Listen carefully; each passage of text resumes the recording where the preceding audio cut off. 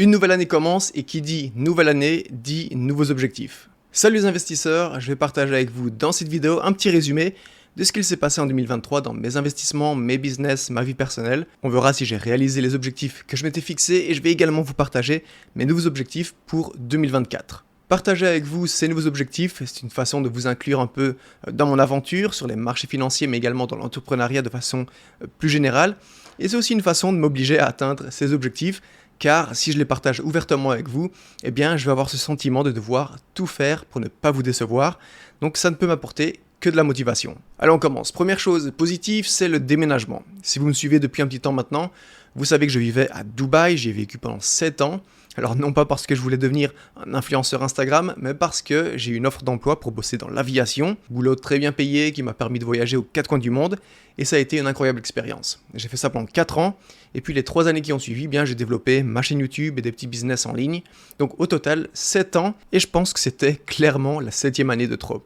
Je suis arrivé à un point où plus rien ne me plaisait, et ma petite amie, cela faisait 7 ans également qu'elle était à Dubaï, et elle en avait également marre. Elle a pris la décision de démissionner. Moi, évidemment, travaillant en ligne sur Internet, j'ai la chance de pouvoir vivre un petit peu où je veux, donc on a décidé de déménager dans son pays natal, la Thaïlande. Après 7 ans, elle voulait revenir dans son pays, près de sa famille et de ses amis. Et moi, étant venu quelques fois en Thaïlande en vacances, c'est un pays que je trouvais intéressant, avec une bonne qualité de vie.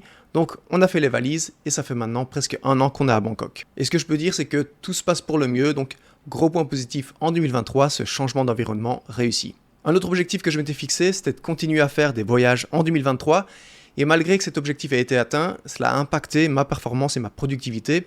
Je vous explique. J'ai voyagé fin 2022 et début 2023 en Belgique pour passer les fêtes en famille, et clairement la productivité n'était pas au rendez-vous, car je me suis contenté du strict minimum pour maintenir mes activités, mais sans travailler plus que ça, et c'est quelque chose qui revient très souvent à chaque fois que je voyage. Si on regarde les voyages que j'ai fait en 2023, eh bien, je suis allé au Japon à 2 reprises, 10 jours fin mars, début avril, en pleine saison des cerisiers en fleurs, que je vous recommande, et en octobre 2 semaines. Je suis également allé 1 semaine sur l'île de Phuoc au Vietnam, ce n'est qu'à 50 minutes de vol de Bangkok, donc c'est parfait pour s'échapper de la ville et se reposer au bord de la plage. J'ai passé quelques jours en Malaisie, à Kuala Lumpur, je suis également allé à Hong Kong et à Singapour, à nouveau en Belgique durant l'été pendant quelques semaines, et 10 jours dans le nord de l'Espagne en septembre, dans la province des Asturies, le plus bel endroit d'Espagne, un mix entre la montagne et la mer, une nourriture incroyable. Bon, je ne suis pas totalement objectif puisque je m'y rends chaque année ou presque depuis que je suis né, car c'est de là que ma famille est originaire. Maintenant, le souci de tous ces voyages, comme je vous l'ai dit, c'est la productivité. Ma fréquence de publication sur YouTube, c'est 1 vidéo par semaine, le dimanche, vous le savez sans doute, et il suffit de se rendre sur YouTube Studio, je jette un œil aux vidéos que j'ai sorties cette année, et c'est simple, tous les dimanches que j'ai ratés correspondent bien souvent à un voyage que j'ai fait. Quand je voyage, c'est simple, j'ai envie de profiter pleinement, donc je travaille quelques heures par jour pour maintenir les activités à flot, et bien souvent j'ai la flemme d'emmener avec moi tout mon matériel pour enregistrer mes vidéos, mes lampes, ma caméra, etc. J'ai une grosse baisse de productivité quand je voyage, donc le point sur lequel je dois absolument travailler en 2024, c'est une meilleure organisation de mon travail lorsque je voyage.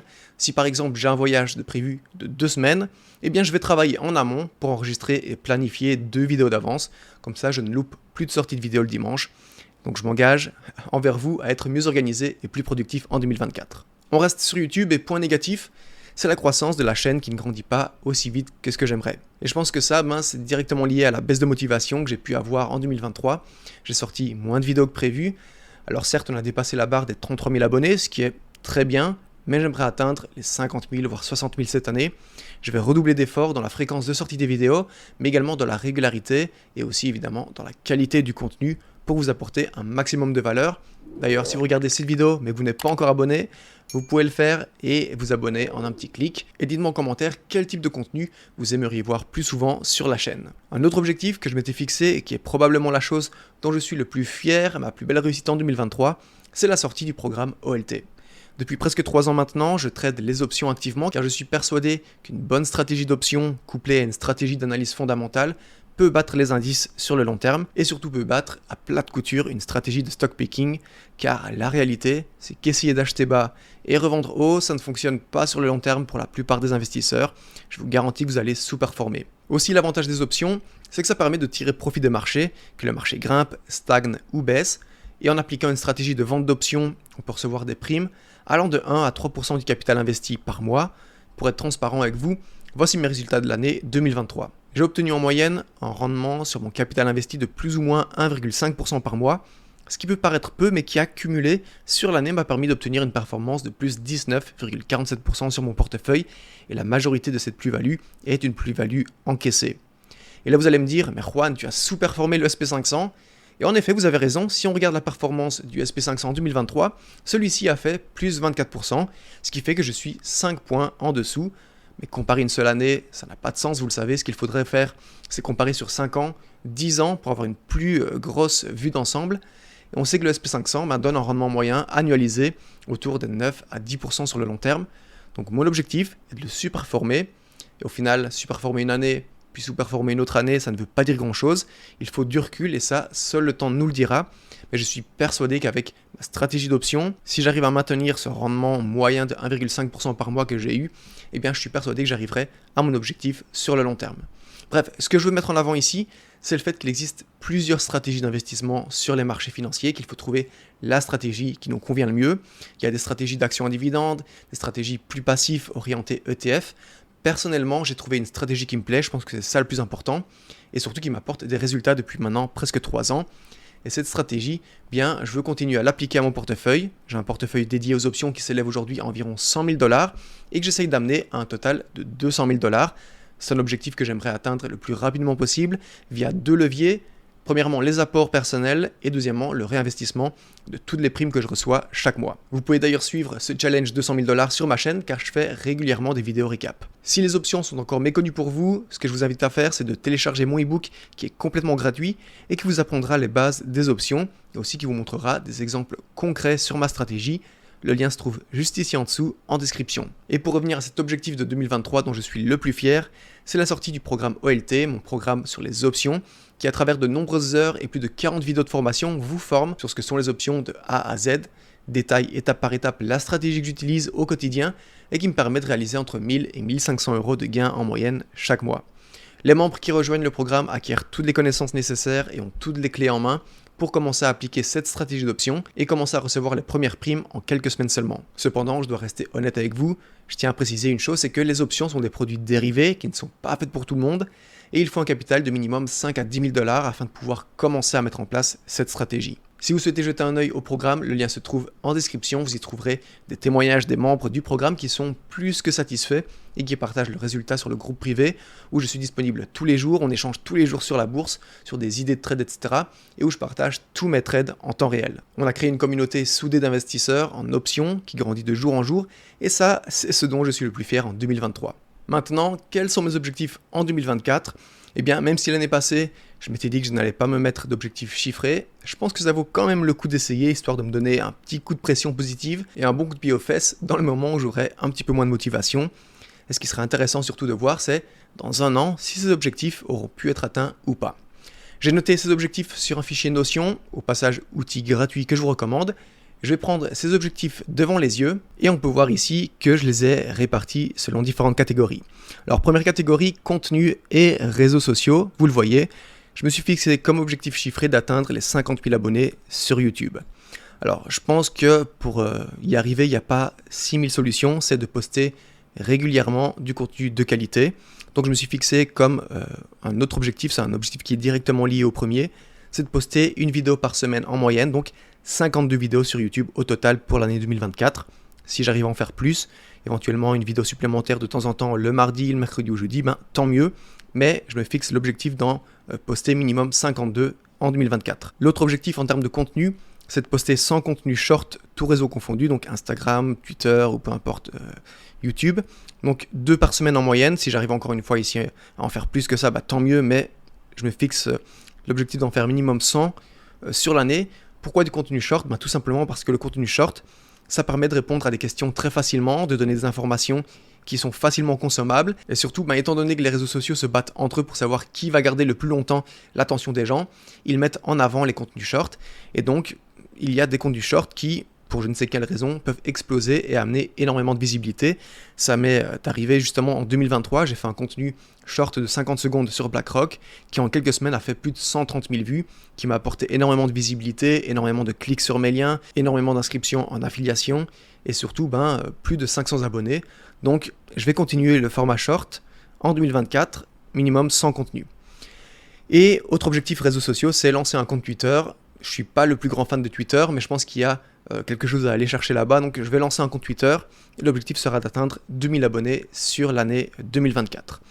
Au niveau de la bourse business, eh bien, j'aimerais accueillir minimum 5 membres, donc 5 nouveaux membres dans le programme OLT par mois. C'est mon programme d'options dont je vous ai parlé un petit peu plus tôt dans la vidéo. En gros, qu'est-ce que cette phrase veut dire? Vendre 5 formations sur les options en 2024 par mois en moyenne. J'aimerais dépasser les 6 chiffres de bénéfices nets, donc en comptant tous mes gains, immobilier, déduit évidemment du prêt, bourse, donc je parle ici des gains réalisés, les gains avec mes business, etc. Je parle du net évidemment, donc arriver à plus de 100 000 euros de bénéfices nets sur l'année 2024, c'est l'objectif. J'aimerais lancer également un nouveau projet, un nouveau business en 2024, tout simplement pour diversifier mes activités. Qu'est-ce que ça sera? Je n'ai aucune idée à l'heure actuelle, mais c'est quelque chose que j'ai dans un coin de la tête depuis pas mal de temps. Je veux diversifier un petit peu ce que je fais, donc voilà, lancer un nouveau projet en tout cas en 2024. Et puis, lié directement à mon portefeuille options, c'est atteindre un portefeuille options de 200 000 $. Donc ça fait partie intégrante de mon challenge 200 000 $. Donc comment je vais y arriver? En déposant de l'argent sur mon compte, en continuant ma stratégie d'options, et j'espère atteindre ce portefeuille cette année-ci. Ça va être un petit peu compliqué je pense, mais c'est possible. Et dernière partie ici, au niveau du lifestyle, je me suis fixé comme objectif de lire minimum un nouveau livre par mois. Alors ça peut paraître peu, mais il faut savoir que je ne suis pas le plus grand des lecteurs. J'aime beaucoup écouter des podcasts, écouter des livres audio. Et j'ai l'impression que malheureusement, je ne suis pas toujours attentif à 100% et j'oublie très vite les choses. Donc je me dis que je vais repasser au livre. Donc voilà, objectif qui je pense ne va pas être très compliqué à atteindre. J'ai quelques livres ici derrière moi, donc lire un nouveau livre par mois, c'est l'objectif en 2024. Également continuer les voyages, donc faire un maximum de voyages évidemment tout en restant très productif, pas comme en 2023. Mais j'aimerais également à travers ces voyages découvrir 3 nouveaux pays. Un autre point qui peut vous paraître bizarre, c'est le 3e point ici, participer à un tournoi de poker en Asie, puisque je vis en Asie maintenant. Je joue au poker depuis que j'ai 18-19 ans. Quand j'étais à Dubaï pendant 7 ans, c'était compliqué parce que même en utilisant un VPN, c'était très compliqué d'accéder à certains sites en ligne. Donc j'ai complètement arrêté de jouer pendant pas mal d'années. Et là, j'ai repris récemment en ligne. C'est un challenge que je me suis lancé. Jouer à un tournoi majeur en Asie. Il y en a plusieurs. Il y a les WPT à Séoul, les U-Series, les Hanoi Series. Hanoi, c'est juste ici à côté, c'est à 1 heure de vol de Bangkok. Donc là, j'ai envie de jouer à un tournoi de poker et d'aller le plus loin possible dans cette aventure. Et également, dernier point, faire du sport 4 fois semaine. Alors je fais déjà pas mal de sport, j'aime bien aller à la salle, courir, je fais du foot toutes les semaines. Ça me permet non seulement de me défouler, mais également de réseauter avec d'autres entrepreneurs ici sur Bangkok, avec des Thaïs également. C'est important de se lier d'amitié avec des locaux. Donc je vais continuer ça, mais j'aimerais faire minimum 4 fois du sport par semaine. Donc c'est tout compris, foot, piscine, natation, salle de sport, etc. Donc c'est vraiment l'objectif que je me suis fixé au niveau de ma santé physique.